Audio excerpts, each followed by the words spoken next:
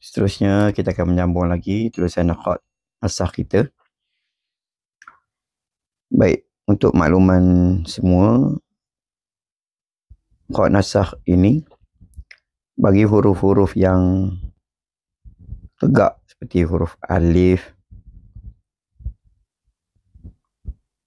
huruf lam, ukurannya hanya sepanjang 5 titik. Jangan lebih.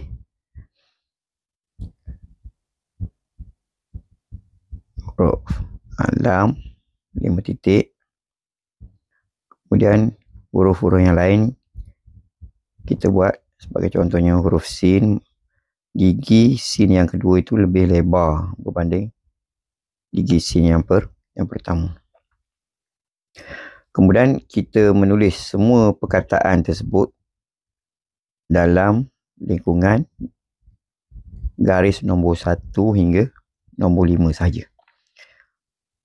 Bagi nombor 1 dan 2 yang berada di atas itu, untuk kita letakkan baris. Baik, ini kaedah untuk kita meletakkan baris. Jangan kita lebih dari garis yang telah kita tetapkan supaya nampak lebih kemas. Setelah kita selesai menulis dan juga membariskan perkataan-perkataan ini, kita akan memadamkan semula garisan yang kita garis menggunakan pensil tadi untuk nampak lebih kemas. Bila kita masuk pertandingan, kita bersihkan kesan-kesan garisan pensil itu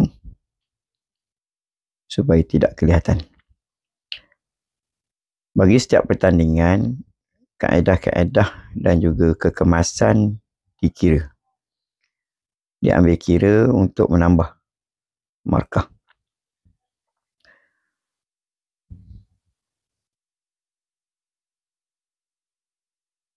Maka perhatikan bagaimana kita meletakkan baris-baris tersebut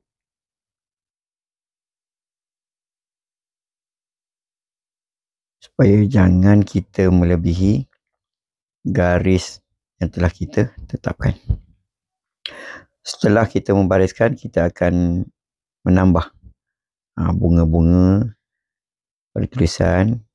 Contohnya atas huruf mim, bawah huruf ha, kita boleh tambah huruf-huruf tersebut ataupun bunga-bunga yang lain untuk mengisi kekosongan ruangan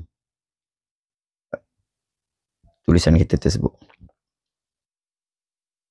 Atas huruf ha, kita boleh letak huruf ha. Di atas huruf mim boleh kita letak huruf min. Di bawah huruf ha kita boleh letak huruf ha. Tempat-tempat ruangan kosong kita boleh tambah sesuatu bunga. Di bawah huruf sin kita letak huruf sin, dan atas huruf ha kita letak huruf ha. Kemudian kita penuhkan mana-mana ruang kosong supaya nampak lebih kemas. Maka beginilah hasilnya tulisan yang kita buat. Semoga ada manfaat, semoga berjaya. Assalamualaikum warahmatullahi wabarakatuh.